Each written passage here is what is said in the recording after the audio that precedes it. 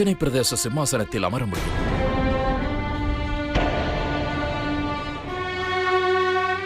சிம்மாசனத்தில் அமரும் அதிகாரத்தை நான் இழந்து விட்டேன் தந்தையே. இல்லை இல்லை மகனே, நீ என்ன இப்படி கூறுகின்றாய்? இதோ பார் மகனே, நீ அன்று எதையெல்லாம் செய்தாயோ அவை அனைத்துமே துஷ்டன் ராகுவின் மாயவலையில் சிக்கியதால் நடந்தவைகள்தான். ஆம் மகாராஜா, தந்தை கூறுவது சரிதான். சுயநினைவில்லாமல் செய்யும் எந்த செயலுமே பாவமோ குற்றமோ ஆகாது. அதனால் அஞ்சனை பிரதேசம் செல்லலாம், வாருங்கள்.